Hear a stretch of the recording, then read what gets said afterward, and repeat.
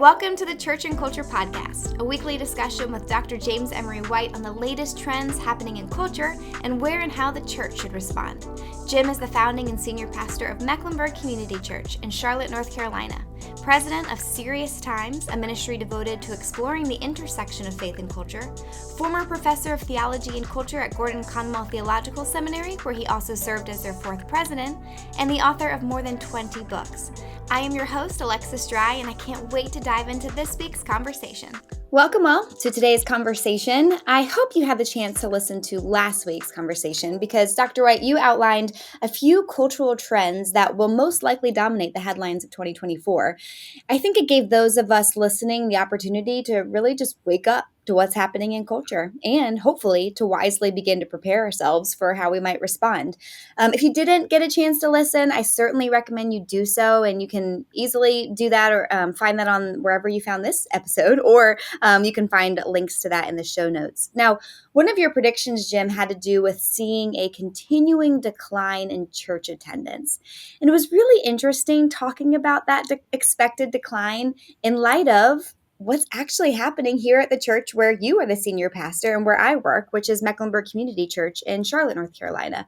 Now, I know neither one of us want for this episode to sound braggy, so I'm just going to state on the front end that so much of what we're seeing really is just attributed to what God is doing. But I think we're trying to work in tandem with Him in unexpected ways, which is why I thought that this could be a really helpful conversation to have, in which ways in which we as a church and you as its leader have sought to engage culture in a way that still honors biblical orthodoxy, because those two things aren't always synonymous, unfortunately. So, Jim, would you just first share a bit about what we are seeing at MEC that doesn't necessarily fit the current script of the average American church? Yeah, I love how you set that up before, and that is that in the midst of seismic cultural change and challenge, it can be easy to be overwhelmed. Just as a church leader, church attender, someone who just loves the church, it's easy to be overwhelmed. And then you do look at the decline of the church, and numerically, and it'd be easy to get very discouraged and just wonder, what do you do? And one of my favorite verses is where it says, "The horse is made ready for battle, but victory belongs to the Lord." And the whole idea of that is that we're to do all that we can to prepare, to work. And then obviously victory belongs to God. God needs to show up. But, it doesn't take, I think most people intuitively know that God's not showing up for everything. And there are certain things that God seems to anoint, and there are certain things that God seems to work through, and it pleases Him to work through. And so what are those things? And I think those are important to get at. So I'm glad that we're going to have some time to do that.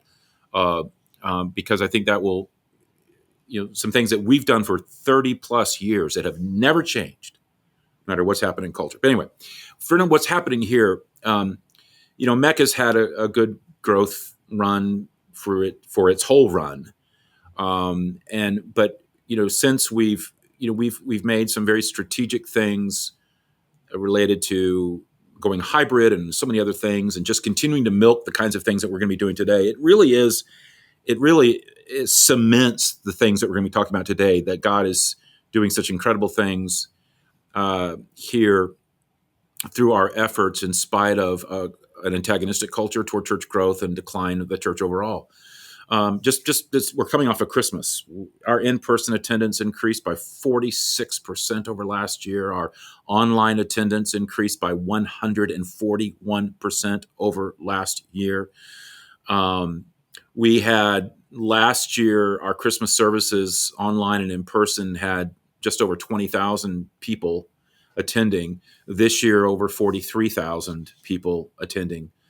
We're record giving and is stunning to us. Our average weekend attendance overall, forget Christmas, just 2023. Now that's in the books, compared to 2022, we increased by 39%. It's just been amazing, and we notched just over our 4,000th baptism, and as well this past year. So it's been remarkable. We're all, you were at our last staff meeting. We're all just kind of sitting around literally just saying only God. Yeah.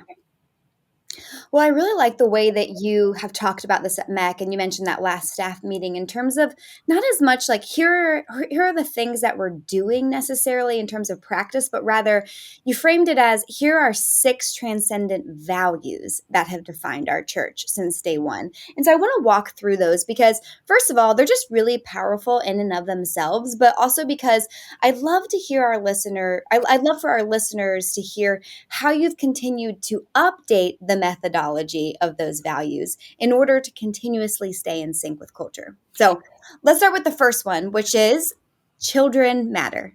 Yeah, Can you expound on that? it's so interesting to me. I mean, we don't have these in any particular order, but there is no doubt that when it comes to MEC, we have valued children and children's ministry from day one, and reaching out to children.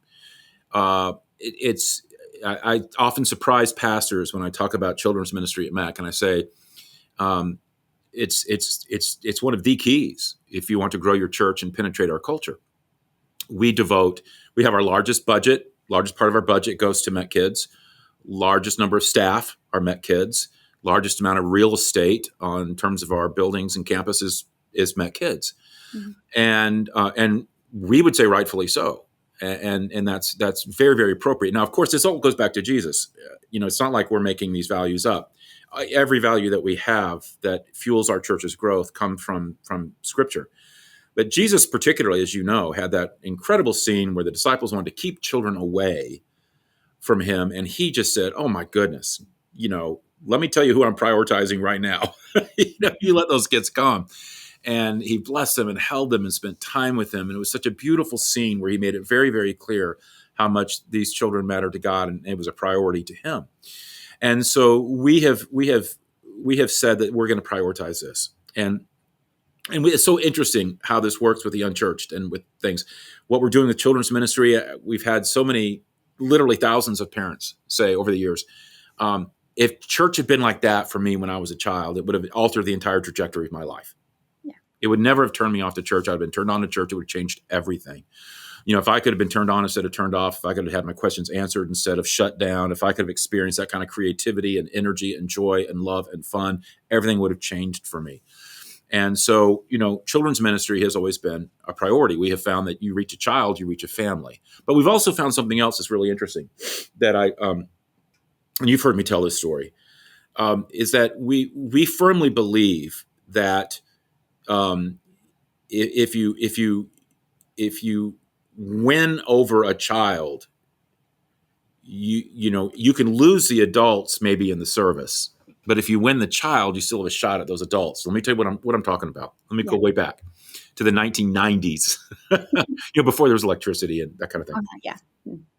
MEC was started in 1992, and for several years of MEC, we were engaged in a lot of work with church planters. And when we were in that phase ourselves, we had this thing called an annual New Work Conference and such. And I remember that I would take aspects of my summer study break, and I would go and visit churches that were starting and that had maybe gone through our New Work Conference and stuff, just to encourage and just visit. And I was visiting. This particular church was not one that had been through our conference. It was just one that I'd heard that had started in the area that was new, where we were taking our break. So I went to this church, and they were meeting in a movie theater, and they had like children's ministry in it was a multiplex in a couple of the theaters, and then the largest of the theaters in this multiplex is where they had the service. So we dropped our kids off. We had four young kids at the time, and went to the service. And the service was I always want to be careful how I talk about this kind of stuff, but it was not a well done service. It just was not a well done service, and it had a lot of challenges, and some that couldn't be helped, but a lot that could be helped. And it was difficult to sit through. And I was just saying, oh my gosh, I just was feeling for these folk. And I really, Susan and I were looking at our watches about 10 minutes into it. It was really hard to sit there. It just wasn't okay. So when it was over, we went running to get our kids, and And they'd been having a blast, an absolute blast.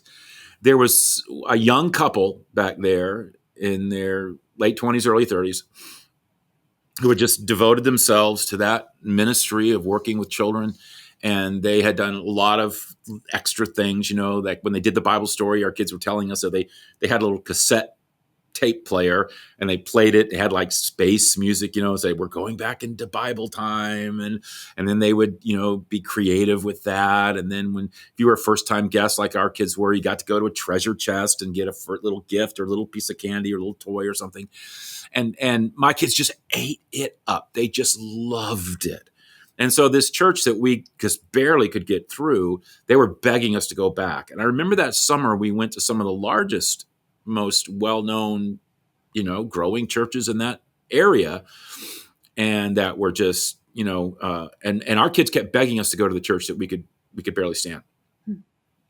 And I remember there were several things that went through my mind. First of all, the leaders of that church better thank God for that couple and their vision for children's ministry. But here was the lesson that I learned that got cemented. I knew it going into it, but going through it experientially was powerful. You can drop the ball in your service and ace it with children, and you've got a shot at that family. But if you drop it with children, I don't care how good you are with the main service, you've probably lost them. And because the first thing every parent's going to ask that child is, did you have a good time and what did you learn? Those two questions. Always, did you have a good time and what did you learn? And if it was, I did not have a good time and I have no clue what we talked about, then they're going to move on. Even unchurched. And that's something that's really interesting. The unchurched, one of the things that will motivate them to come, obviously beyond an invitation, is their child. And so they're there for their child. They're not even believers, but they're there for their child. They want their child to have moral formation and education. And so that's why children's ministry is everything. So if you want to look at what is the growth engine of the church, I've always felt it was children's ministry. I've always felt that was the growth engine of the church. I don't care how slick or whatever you do on the weekends. I mean, children, that's your growth engine, or at least one of your most significant growth engines, which is why it's so disturbing to me that so many church leaders treat children's ministry like glorified childcare. And they don't prioritize it at all. Well, so that's our first value, children matter. A second value is that relevance matters. You can certainly talk a bit about why relevance matters, but then perhaps maybe you could give a longer response about how we strive to be relevant at MEC. Yeah. From day one, I believe that the church should be culturally relevant while remaining doctrinally pure. We're trying to bring the message of Jesus to our world, but not just to our world, but to our nation, and not just to our nation, but to our city and to our time, which means that we have to be done in a way that is culturally relevant, which all that means is that what we say and do has got to make sense to the person experiencing it. A lot of people hear cultural relevance. They think, oh, you're just dumbing things down, or you're watering things down, or you're abandoning orthodoxy in order to get warm bodies. And I'm going, I don't even know where you're getting that. That's why we phrase it very carefully, culturally relevant while remaining doctrinally pure.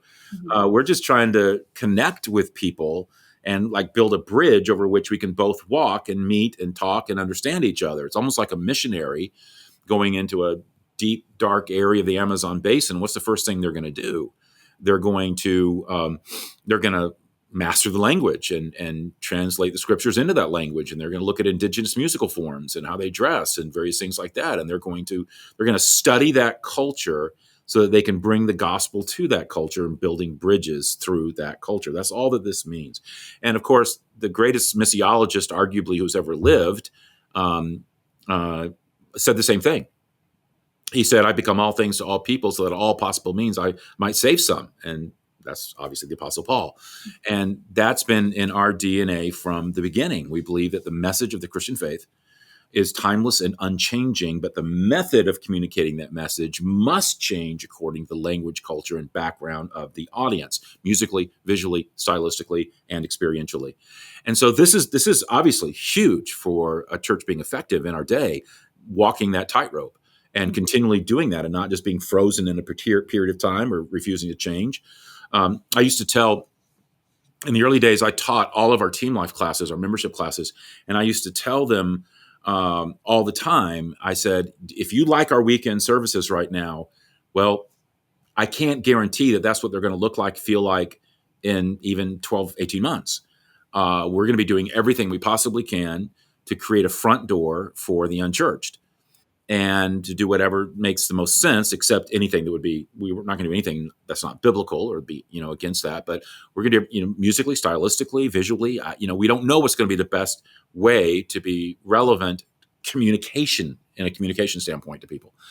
And I said, so I don't even know. I'm not even sure that the weekend services are still going to be the front door. I said, so that's how much you've got to hold this with an open hand. And that kind of a value system in the midst of an ever-changing culture keeps the church on the cutting edge. Yeah.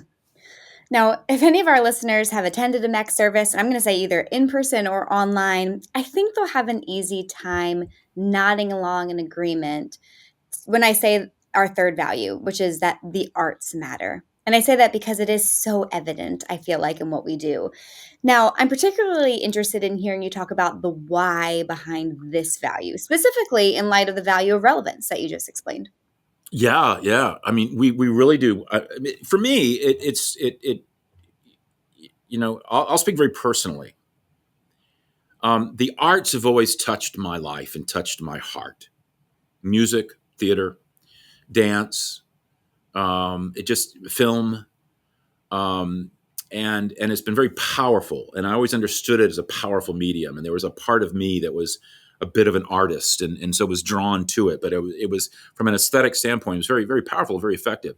And then over the history of the church used to be the patron of the arts, and the church was who supported painting and the writing of music and sculpture and massively beautiful works of architecture and so much more. The arts were celebrated, but somewhere along the line, and largely through the Reformation, and let's be honest, I mean, there's a lot of wonderful things that came obviously out of the Reformation, but I once heard a church history specialist, a professor of church history, say some aspects of the Reformation reduced the church to four walls and a Bible. Mm-hmm. Threw away art, threw away architecture, threw away music, threw away everything. And I've kind of wanted to be a bit of a person who wanted to fight for recapturing the arts for the life of the church. And biblically, this isn't just an historic thing. Biblically, and this, when the people of Israel were called to build the tabernacle and start building places of worship, and the Ark of the Covenant and everything else that was associated with worshiping life of the people, God told Moses very specifically, okay, pull together the artists. Mm-hmm. I have spirit anointed them. I've gifted them. That was for a reason. So let's get the artists. Let's get the craftsmen together. You can read all about this in Exodus. And God looked to artists from the very beginning and inspired artists for his work. And they had professional musicians and as a part of the life of the church. And so when people start kind of looking down on churches or even larger churches that spend effort on arts or music or whatever, or hire people and equip people with these gifts, I want to say, it's not like we're making this up. We're just being a patron of the arts. And so, God gave music and musicians to the life of the people. Most of the Psalms in the Bible are lyrics to songs, and on it goes. God made us to enjoy and respond to art. But again, when talking about church growth, the arts are ways of building one of the most powerful bridges possible to unchurched people, because it's the common language. Mm-hmm. It may not be stained glass today, but it's YouTube. And so it's film and it's music, and these are universal languages that communicate. I remember I was in one of our chat rooms recently, and somebody said there was a song going on and being performed, and I think almost everybody on stage, including the people who were singing, were all volunteers at MEC. We don't have a lot of churches hire all their stuff. We don't do that. We use volunteers, but I remember they wrote in the chat room, they said, I may not believe what they're singing, but I believe that they believe what they're singing. Hmm. I remember I went to some folks on our online campus. I said, so is that like, do you hear that? They said, we hear that all the time. Hmm. And the power of this. I just think it's so powerful because and this is not original with me. I don't know where I first heard this, but it's not original with me. But the idea is that the arts are able to sneak past the defenses of the heart. And so I just think that's very powerful. Yes, agreed. Yeah, I'm in the online campus quite a bit, and I can testify to how often that comes up, or just not even the authenticity of those performing the arts, but just being so grateful to see a church care about it or Mm. try things stylistically, and just yeah, it just feels really in tune with. It's funny. I mean, I get energized talking about all this kind of stuff. But what I remember, um, there was a lovely, lovely young woman, and her husband and children came to the church, and they met Christ here, and were baptized here, and I remember she wrote to me, and I think she actually posted this on social media as well. But she said, I am so grateful that not only did I come to Christ and my marriage got saved and I got saved, but she said, I remember she said, and that I could take my love for dance and my, what God's allowed me to do with dance, and I can throw that into the life and mission of the church. And she did. We before she moved, she had to relocate. But she was instrumental in doing some of the most amazing dance interpretive things to songs that were just, people were just like wrecks at the end as she just interpreted songs through dance. And it was just so powerful. And so here was someone who had this incredible gift that God had given. It was so powerful in reaching out to people. And how terrible it would be that if someone like that didn't even have an outlet for the cause of Christ. So true. Now, while the value of the arts mattering may not land in the top 6 values of the average church, I think the next one would, and that's that unity matters. And I don't think any church would disagree with that. I think most churches would say, oh, yes, we seek to have a unified church. I'm not sure that all churches realize the cultural impact of disunity. So what would you like to say about this one? I don't think it's a value at all for most churches. And I say that with grief. I think this is one of those where when people look at the 6 that we're going to be talking about, the 5 or 6 that we're going to talk about as you lead us through them, I think they're going to say, well, yeah. That's ours too. No, so what separates churches is that those churches that have this rhetoric and those churches that have it as reality. Yeah. Of course, nobody's going to say, yeah, we don't care about unity. We're mean as sin and proud of it. We divide every chance we have. And, we're the 14th Baptist Church. We started off as First Baptist Church, but now we're 14th Baptist Church, No. But so let's talk about what this means, at least for us, because it's essential. It's essential to this place. And from day one, we've made this value something that we strive for and work for and care about passionately. We believe that loving relationships should permeate every aspect of the life of the church. That's the bottom line. And we don't just believe it, we practice it. And one of the reasons that this is so big, it's not just because it's biblical. I can talk about that here in a minute. But again, speaking personally, I have been as wounded, if not more so, than anybody by the pain that can be inflicted on people by people, particularly within the wider church world. I've seen division and discord and slander and power plays, and it's just awful. I've seen people assume the worst of others and make accusations and shoot the wounded. This value simply says, not here. Not here. Not on our watch. Instead, we're going to do everything in our power to relate to each other lovingly and truthfully and compassionately and graciously. And when there is conflict or tension, not if, when there is conflict or tension, stress, or misunderstanding, we're going to tackle it head on within the context of love. We won't be equally close to one another. This is not about every person being your best buddy. There's going to be some people you might be a little allergic to. But we can still be loving in our spirit and gracious in our hearts. And as I have said for so many years, and fiercely loyal to each other.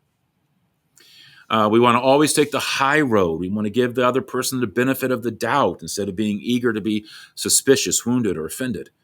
That spirit matters. It is so compelling. This is what draws people in and makes them want to find out more about this Jesus. And when people say, you mean unity is like a church growth issue for you, it's not just a value, it's not just biblical, it's not just a theological truism. You're passionate about it for also for church growth. Oh my gosh. Have you not read John 17? The tail end of Jesus' high priestly prayer, where he prays so passionately that he just says, may you be one as I and the Father are one. And if you can pull off unity, if you can pull off relational unity, we're not talking about unanimity or that kind of, we're talking about relational unity. If you can love one another, then they'll know that I am who I said I am. They'll know the truth of the gospel. They'll believe it. They'll be drawn to it, because this is the one thing the world does not have. This is the one thing that will draw the attention of the world. This is the unanswerable apologetic. And so there's just nothing more powerful than this, which is one of the reasons why I tell our staff, as you know, in fact, we just recently had a meeting on this. MEC will never be more unified and loving than our staff is unified and loving. So it starts there. Everything starts there. Being loyal starts there.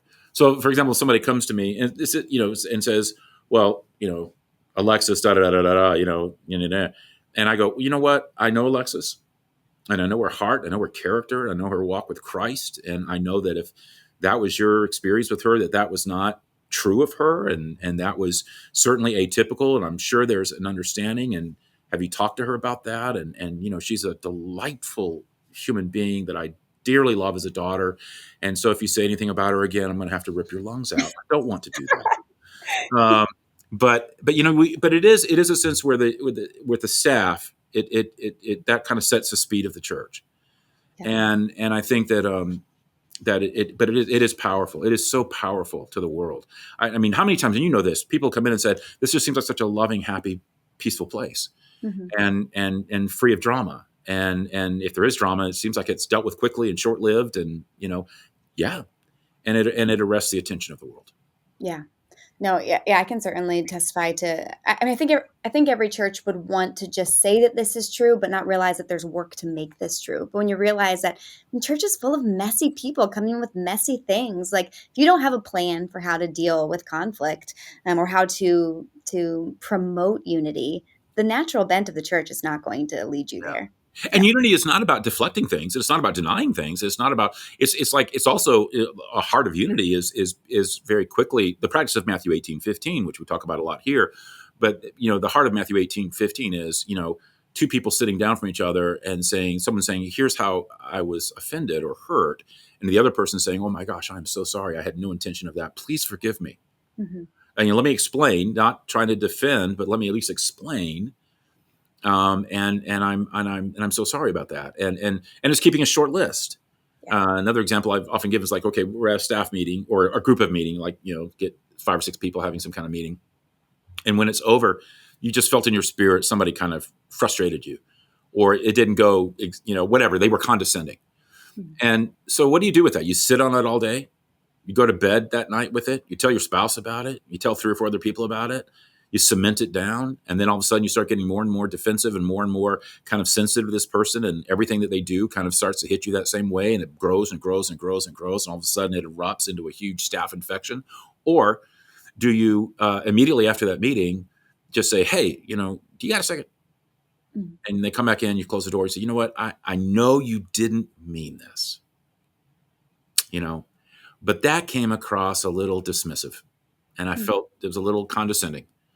And I don't know. I don't want to carry that any further. And if it's me, I want to own it. And but that's the way it felt, and they're going to say, "Oh my gosh, I did not mean for that to be how it came across." Yeah. Or maybe they'll say, "Well, actually, I didn't mean it to be that way, but here's why, because you were being an insufferable prig and I needed to take you down." But, but I mean, you talk and you don't carry it home with you. And I think that's important. Yeah. Well, moving on, and let me reiterate what Jim said earlier. These are in no particular order, because the fact that our fifth value is the Bible matters. Yeah, I just feel like I need to clarify that. Now, culture might disagree, with the Bible mattering, obviously, but not the church. But for a church hoping to be relevant to culture, you mentioned earlier, it's a tightrope, between biblical orthodoxy, or how did you put it? Being like faithful to doctrinally pure, and culturally relevant. So for a church who does want to be culturally relevant, what role must the Bible play? Yeah. Well, we go beyond saying that the Bible matters. We say the Bible is true. It's true. And it's the catalyst for life change in people's lives as a result. From day one, whenever it comes to what to believe, how to think, how to operate, where we're going to land on a particular position or an issue, we've had one simple value: go to the Bible and then go with the Bible. That's what Jesus did. We are committed to building this church on a biblical blueprint in every conceivable way. That's why we're committed to teaching the Bible. It's why the MEC Institute, for example, is so committed to in-depth studies of the Bible. I don't do a talk. I don't do a message. It's not rooted in Scripture.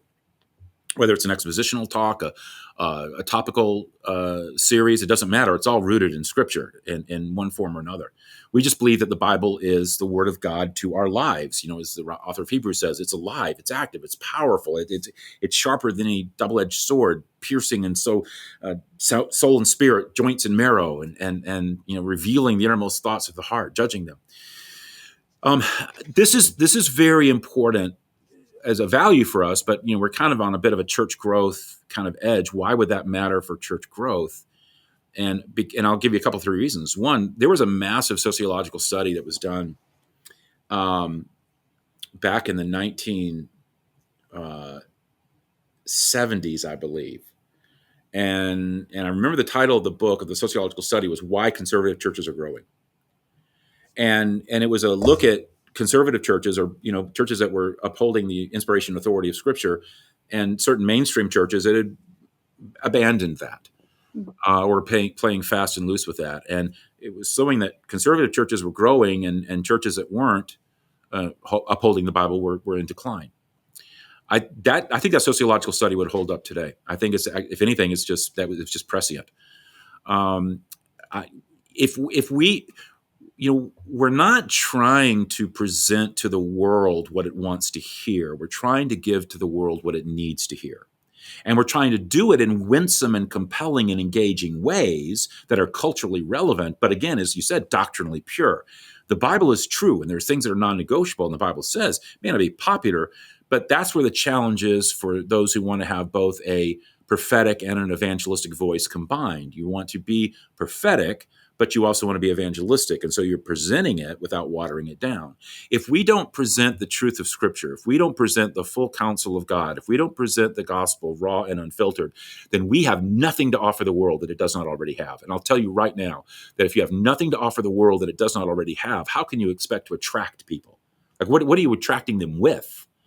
And so I think this is absolutely key. There's a leftward drift, I think, that is happening in our world today within the church, and I think it's just a death blow. And I think that it's a mistake for churches and church leaders to feel like the way to grow is to tickle the ears, bury the hard truths, water down Scripture, capitulate to cultural ethics as opposed to biblical ethics. And if we have certainly not done that on any issue, on any matter, and we're growing faster than ever. And here's culture getting more and more and more decisively removed from the Christian world. We're in a post-Christian culture, moving further and further away, and we're growing faster and reaching more lost people than ever. Over 70% of our growth coming from the unchurched, and yet we're serving it up. We're serving it up. There was a guy in the chat room the other day. It's fascinating that they sent me the thing on. He was part of a group of. There were some kind of watch party at. I can't remember if it was a pub or a Starbucks or a brewery, but they were welcome to Beck World, right? Yeah. But they were watching. They were kind of gotten hooked on the service, and most of them weren't Christians, and I was in the talk. He commented. He says, here he goes. And sometimes we ask ourselves, why do we keep coming back for this? And all we can say is that it's stuff we've never heard before. We've never heard put this way before, and it's arresting, and it's just served up stiff, not in a harsh way, but just like it's like they know they're going to hear things they don't agree with, but yet they're attracted to that at the same time. So I think that if we can just do that in a way that's winsome and compelling, as I've often said, the prophetic voice with the evangelistic voice. If you have the prophetic voice but not the evangelistic voice, that's just going to come across as judgmental. If you have the evangelistic voice without the prophetic, it's often grace without truth. And so you need both combined. But what you don't want to do is water anything down. So I do think that this really sets us apart, and I think it's obviously a huge defining characteristic of our church. Oh, for sure. And I think it goes hand in hand with our final value, which I'll let you talk about, which is lost people matter. Because, I think they go so hand in hand, because it's one thing, as you mentioned, to deliver the truth of the Bible. But if it's divorced from the practice of living that out, I think that's more unattractive than anything. And I see that all the time in chat of people on the online campus saying, I don't know that I'm ready to believe what you're saying yet, but I 100% believe that you care about me. Yeah. And so how might someone who attends MEC for the first time, for example, experience this value of lost people matter? Well, they're recognized. It's like we acknowledge that you're there, and we value you, and we don't belittle you or condescend to you, and you're identified in the best way, not like raise your hand, we'll put a big red visitor tag on you. It's like we acknowledge that you're there and all that we say and all that we do, and we value you, and we celebrate your presence. Is there a talk that I give, I think, on any given week where I don't say, now, to those of you who are not Christ followers, to those of you who don't believe in God, or you're still tire kicking these things, here's how you might want to be processing this. It's just such a natural part of our DNA. But let me talk about this value, because this is, we could do 5,000 podcasts on Lost People Matter to God, and you wouldn't be able to silence me on going on and on and on about it. But let me just keep it to this. There isn't a single church on this planet, Christian church, that wouldn't say lost people matter to God. Jesus came to save sinners, and the church is supposed to be evangelistic, and we're supposed to be reaching people for Jesus. Everybody would say that. The breakdown is, are you willing to flesh out that value and do what it takes to reach people? And then that's where the wheels just come off of that, where it comes to fleshing it out. I was speaking at a conference, I don't know, several months ago, and I'll try to say this in a way that protects the innocent. But I was at this conference, and the host pastor was telling me how he was really wanting to put a couple of screens on either side of the front stage for those who might come who don't have scripture, who don't have a Bible, and may not know where to turn in a Bible. Even if we were to give them a Bible, it's awkward, turn to page, whatever, turn to Exodus. What is that? So he wanted to put scriptures on the screen for those that were coming from an unchurched background. And also because they had older hymnals and they didn't have money for new hymnals, they wanted to be able to put lyrics to songs so they could have some newer music that they felt was, really good, strong music. And he said, just to enhance the whole worship thing and to hopefully reach out. And he pitched it to his church, like to do it in the name of outreach. Now, that may sound really tame to a lot of churches, a couple of screens to enhance things. But in his church polity, they had to vote. They voted it down, and they voted it down because he just said, the people said, oh, I don't like it. I just don't like it. I don't want screens in church. And not 1 ounce of their heart beat for the lost or beat for the mission. It was all about their own sensibilities. That's all they cared about, was their own sensibilities.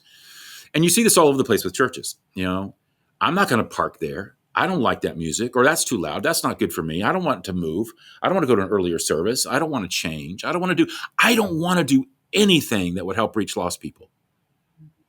Oh, but I wish our church was evangelistic and reaching people. Why aren't we reaching people for Jesus? Oh my goodness. And so this value says, we're going to die to ourselves. See, that's what that value is really about. Die to ourselves. And it's not about me, and it's not about you. It's about the person who's not even here yet. We're going to do everything we can to reach them. And, we'll park where we need to park, and we'll have whatever music works best. And if someone says, but I don't like that, then we're going to give them that 4-word mantra that is huge here at MEC, but I wish it would spread. And that's, it's not about you. It really isn't. And it's not about me either. It's about the person who's not here yet. And if somebody comes to MEC and says, well, I don't like this, I don't like that. And what they're really saying is, I want a church that's going to revolve around me. I want a church that's going to revolve around me as the already convinced and all of my wants and needs and desires. I want the worship experience, everything about the church. I want it to be about me. I don't want anything that would not serve me, certainly in the name of reaching others. No. And so it's this narcissistic church that they're wanting, where they can have all of their needs met and have it revolve around them. And, we've just kind of had to lovingly say, if that's what you want, hey, there's 700 or 800 other churches in Charlotte. Go find one like that. That's not us, and it's never going to be. And, we're going to have a towel over our arm and do whatever it takes to die to ourselves to reach lost people. And yeah, that's that. And that value has that really is what fuels growth, where you're turned outward. And it's not just the death to self. I know we need to wrap this up, but it's not just death to self. It's also a sense of constantly saying, how would an unchurched person feel about this? How can we reach people? Like when we're doing something, how would an unchurched person respond to this? In other words, we're constantly thinking about outreach and inviting people, and everything about the front door. We're constantly writing that point. And I've been in churches all over the world where they might say, oh, we're very much after the unchurched. 10 minutes into that service, I want to say, no, you're not. I mean, it is so obvious. This is for the already convinced. You're not doing anything to even acknowledge that they're here, much less their sensibilities, their background, their knowledge level, the vocabulary, nothing. Their comfort levels. You're not doing anything. And even if on your website, not doing anything. And there's nothing about even your marketing is so clearly oriented towards somebody who's already convinced. And there's just almost like a blindness to truly having this value break out and take root and make a difference. Yeah, it's kind of like the problem that has always plagued God's people of wanting people to come into the community, but wanting them to become, like, to change to be a part of the community rather than those in the community looking outward and trying to meet people where they are. So, yeah. Oh, this has been so rich. It was rich just a couple days ago when you said this in our staff meeting. It's rich again. So I'm so glad that we had the opportunity to do a podcast on this. Several things that we talked about actually kind of led us into some future podcast episodes that we wanted to dig deeper in. So please continue to listen. Tune in next week. We're going to dive deeper into some of these things specifically. But yes, thank you, Jim. And of course, we just thank God for all the things that he is doing here at MEC. So yeah. Thank you guys for listening. Tune in again next week.